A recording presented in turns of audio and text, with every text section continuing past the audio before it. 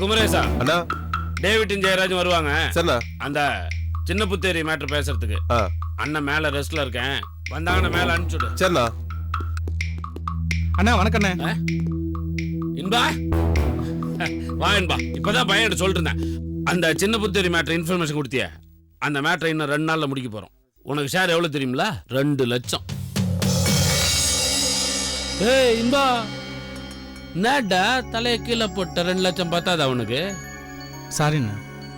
ஏய் நண்பா, ரொம்ப பேராசப்படக்கூடாது, நாசமா போயிடுவேன். அது இல்லைண்ணே, உங்களுக்கு வந்த இன்ஃபர்மேஷன் அத்தனையும் பொய்யண்ணே. பொய்யா?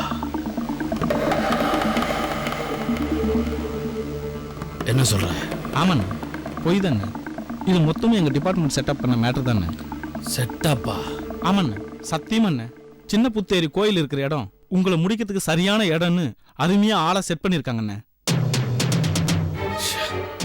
இதை ஏன்டா நீ என்கிட்ட வந்து சொல்ல முன்னமே? 2 நாளைக்கு முன்னாடி அந்த ஏசி ஒரு மீட்டிங் வச்சு தேவராஜை எப்படியும் பிடிக்கணும், இது பக்காவான பிளானு, இந்த பிளான் நம்ம டிபார்ட்மெண்ட்டை போட்ட பிளான்னு சொல்லியிருக்காண்ணே. என் சொந்த வேலை விஷயமா அந்த மீட்டிங் அட்டன் பண்ண முடியாமல் போச்சேண்ணே. அந்த மீட்டிங் அட்டன் பண்ண இன்ஸ்பெக்டர் இப்போதான் எதாச்சும் என்கிட்ட அந்த விஷயத்த சொன்னார். திட்டமா போடுறானுங்க. போட்டுண்டா. என்ன பிடிக்கிறதுக்கு உன் டிபார்ட்மெண்ட் திட்டம் போடுதா? உன் கையால் ஆகாத டிபார்ட்மெண்ட்டை நான் எப்படி ஏமாத்துறேன் நீ பாரு. ஏமாத்தல நான் தேவராஜே இல்லடா.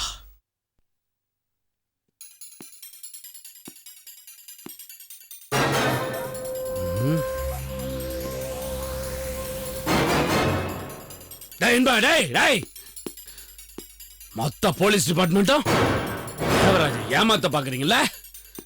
திட்டமா போடுறீங்க. நான் போடுறேன் திட்டம். தமிழ்நாட்டில் இருக்கிற மொத்த போலீஸ் சின்ன புத்தேரி கூட்டு போய் காத்துட்டு சொல்லு. ஆனா அதே நேரத்தில் தேவராஜ் அம்மாப்பேட்டையில் இருக்கிற அம்மன் சிலைய நகையோட கடத்துறேன்டா. மொத்த போலீஸுக்கு நான் வைக்கிறேன்டா ஆப்பு.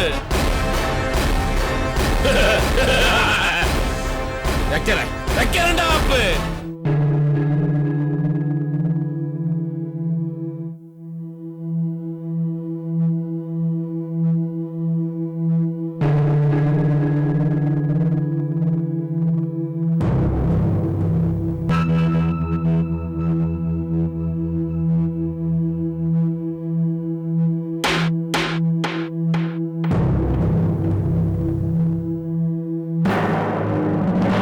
கவிதா கவிதா கவிதா,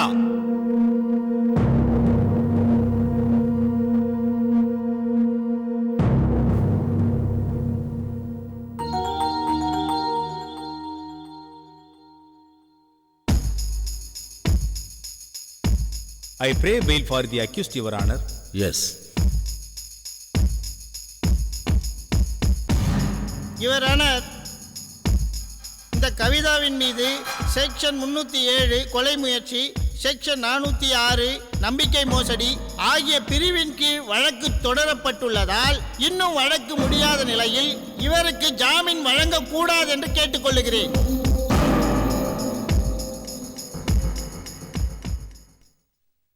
Your Honor, ஏற்கனவே போலீஸ் காவலில் வைத்து விசாரித்து விட்டதால் எனது கட்சிக்காரருக்கு ஜாமீன் வழங்க வேண்டும் என்று தங்களை பணிவுடன் கேட்டுக்கொள்கிறேன்.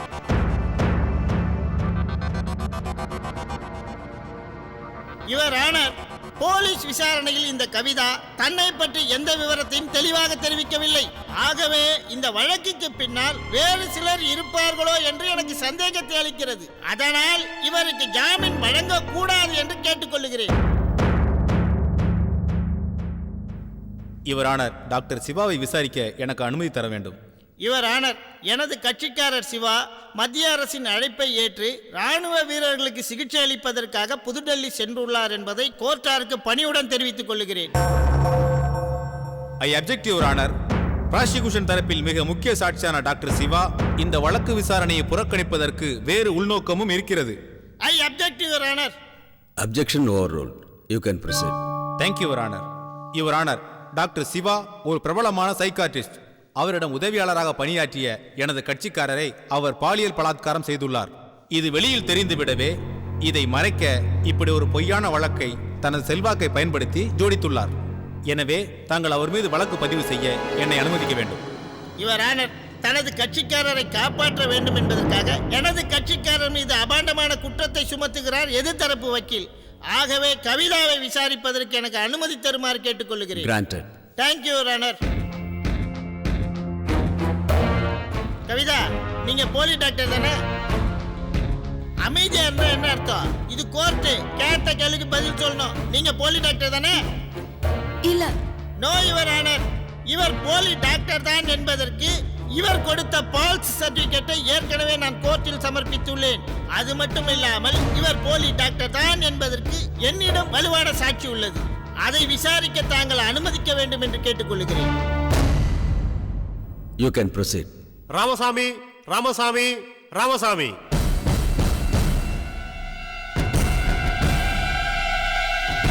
ஐயா வணக்கம்.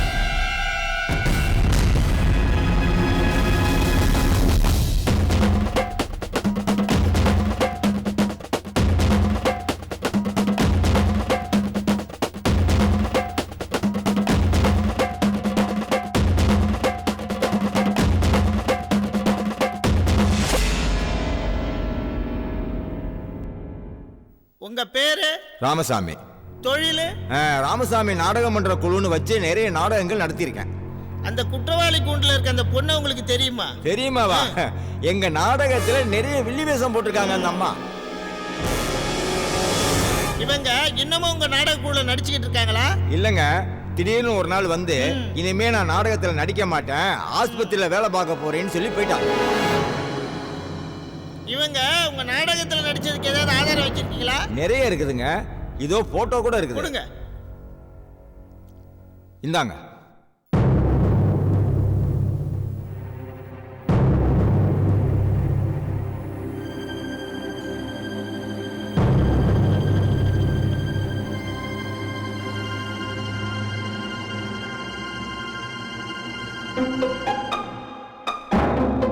யுவர் ஆனர், இந்த சாட்சியத்தை பதிவு செய்ய வேண்டும் என்று கேட்டுக்கொள்கிறேன்.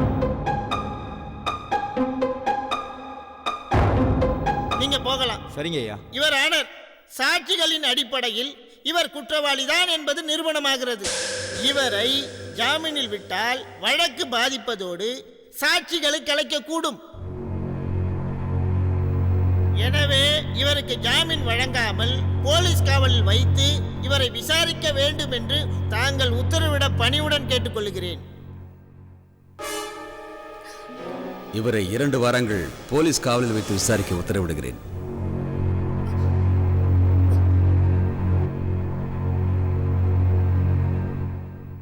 The court is adjourned.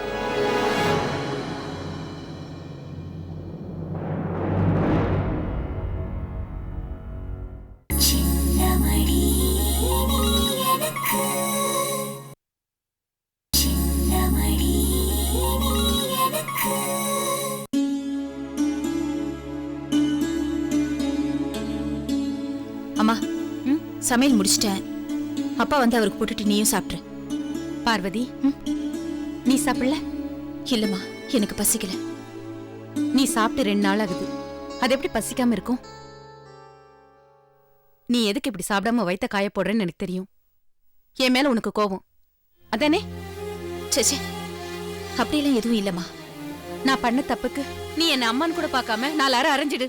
அப்பதான் எனக்கும் நிம்மதி, உனக்கும் நிம்மதி. அரைஞ்சிடு பார்வதி, அரைஞ்சிடு, அரைஞ்சிடு. என்னம்மா இது? ஏன் இப்படி எல்லாம் நடந்துக்கிற? நான் தான் சொல்றேன் இல்லம்மா, உன் மேல எனக்கு எந்த கோவமும் இல்ல. உன்னை எனக்கு புரியுதுமா. அவர் நின்னா குத்தோ நடந்தா குத்தோன்னு தினம் தினம் அவரை சந்தேகப்பட்டு டார்ச்சர் பண்ணதுக்கு காரணம் நான் அவர் மேல வச்சிருந்த அன்புதாம்மா. என் மேல வச்சிருந்த அன்பாலதான் நீயும் எனக்கு டைவர்ஸ் வாங்கி கொடுக்கணுங்கிறதுக்காக முயற்சி பண்ண. அளவுக்கு மிஞ்சினா அமிர்தம் மட்டும் இல்லம்மா, அன்பு கூட விஷம்தான். அது நமக்கு புரியல. புரிஞ்சதுனால தான் இவ்ளோ கஷ்டமும்.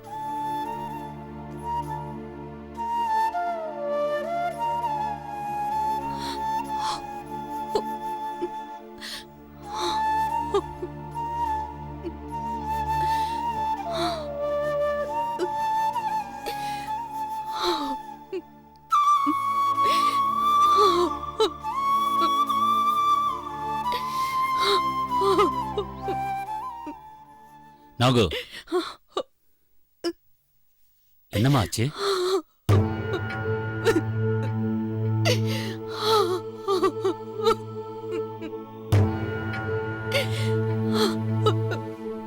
என் பொண்ண நானே வேதனைப்படுத்திட்டேங்க. இப்ப அவளுக்கு என்ன ஆறுதல் சொல்லி அவ மனசு தேத்துறதுன்னு எனக்கு தெரியல. ஒரு குழந்தைக்கு எது பிடிக்கும் எது பிடிக்காதுன்னு ஒரு பெத்தவளுக்கு தான் தெரியும்னு சொல்லுவாங்க. ஆனா நான் என் குழந்தைக்கு என்ன பிடிக்கும்னு தெரிஞ்சுக்காம நானே முட்டாள்தனமா ஒரு முடிவு எடுத்துட்டேன். டைவர்ஸ்ங்கிற பேர்ல அவ வாழ்க்கையில இருந்த கொஞ்ச நஞ்ச உறவையும் அறுத்து எரிஞ்சிட்டேன். அவ அத நினைச்சு தினமும் துடிக்கிறதை என்னால பார்க்க முடியலங்க. அவளை நான் எப்படி சமாதானப்படுத்துவேன்னு எனக்கு தெரியல. நாகு, இப்ப கவலைப்பட்டு என்ன பிரயோஜனம்? நடந்தது நடந்து போச்சு. இனிமேலாவது நல்லபடியா நடந்துக்க. சாப்பாடு எடுத்து வை, நான் போய் பார்வை கூப்பிட்டு வரேன்.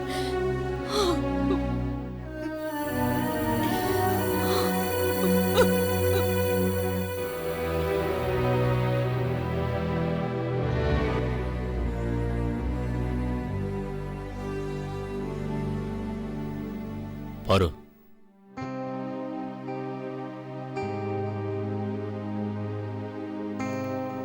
பாவம்மா உங்க அம்மா உனக்கு நல்லது பண்றதா நினைச்சு அறியாமலேயே கெடுதல் பண்ணிட்டா. இப்ப கிடந்து தவிக்கிறா. அவ மனசுக்காகவாது உன் வேதனையெல்லாம் நீ மறைச்சுக்கிட்டு இயல்பா இருக்க முயற்சி பண்ணுமா. மாப்பிள்ளை எப்படியும் ஒரு 5-6 மாசத்துல திரும்ப வந்துடுவாரு. அதுக்கு மேல அவருக்கு அங்க இருப்பு கொள்ளாது. உன்னை பார்க்கணும், வினோத்தை பார்க்கணும்னு ஓடி வந்துடுவாருமா. எனக்கு அந்த நம்பிக்கை இல்லப்பா.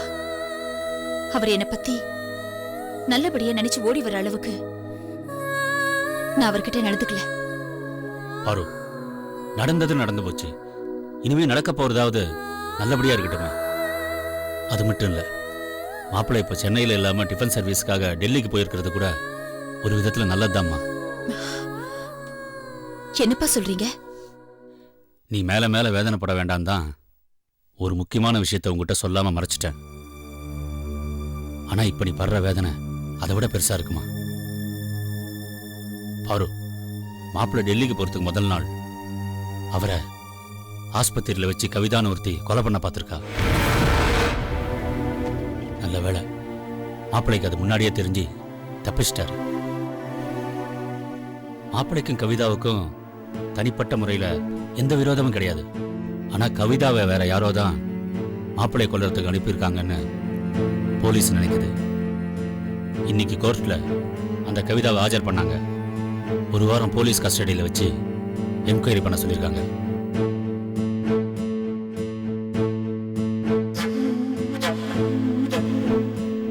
அவருக்கு அவ்வளவு பெரிய விரோதி யார்ப்பா இருந்திருப்பாங்க கொலை பண்ற அளவுக்கு?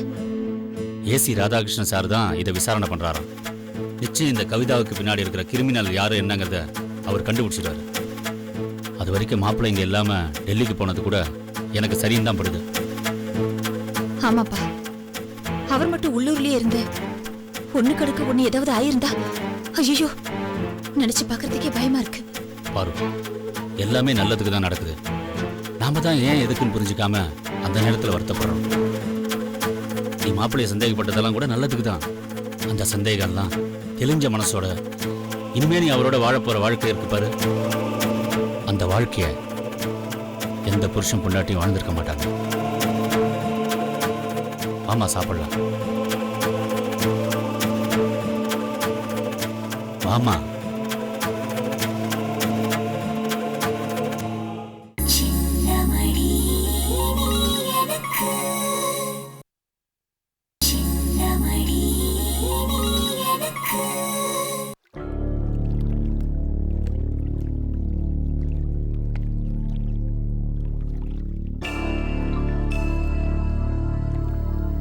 பிரதாப், என்னடா?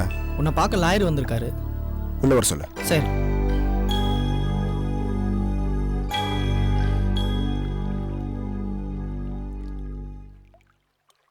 வணக்கம் சார். வாங்க சார். உள்ள உட்காந்து பேசலாமா? பரவாயில்ல, இங்கே நல்ல காத்து வருது, இங்க நின்று பேசுவோம். கவிதா கண்டிப்பா ஜாமீன் கிடைச்சிடும் சொல்லி தான் இங்கிருந்து போனீங்க. இப்ப திடீர்னு ஜாமீன் கிடைக்கலன்னு சொன்னா என்ன சார் அர்த்தம்? நானும் மேக்ஸிமம் வாதாடி பார்த்தேன். அதுக்கப்புறம் போலீஸில் கூட என்ன கிடைக்கல. அது மட்டும் இல்லாம கவிதாவை ஜாமீன்ல விட்டா டாக்டர் சிவாவோட உயிருக்கு ஆபத்துன்னு எதிர்கட்சி வக்கீலே சொல்லிட்டாரு. என்ன சார் பேசுறீங்க? அவன் கொலை பண்ணிட்டு ஜாமீன்ல வெளியில ஜாலியா சுத்திட்டு இருக்கான். கவிதா கேஸ்ல அந்த மாதிரி எதுவுமே நடக்கலையே. அவளுக்கு நீங்க ஜாமீன் கிடைக்கலன்னு சொல்றது எனக்கு ரொம்ப ஆச்சரியமா இருக்கு. மிஸ்டர் பிரதாப், இந்த கேஸ் ஒண்ணு எனக்கு புதுசு இல்ல. செக்ஷன் 302, 307 ரெண்டுலயும் நான் பிரபலமா இருக்கிறதுனால தான் அந்த தேவராஜே இந்த கேஸை என்கிட்ட கொடுத்துருக்காரு. கண்டிப்பா எப்படியாவது அவங்கள நான் வெளியில கொண்டு வந்துருவேன். நீங்க எதுக்கும் கவலைப்படாதீங்க சார், நான் பாத்துக்கிறேன். சரி, நான் கிளம்பட்டுமா? கிளம்புங்க.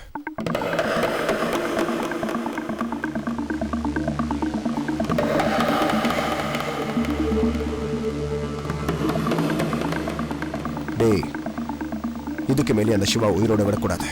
அவன் கதையை சீக்கிரம் முடிக்கணும்டா.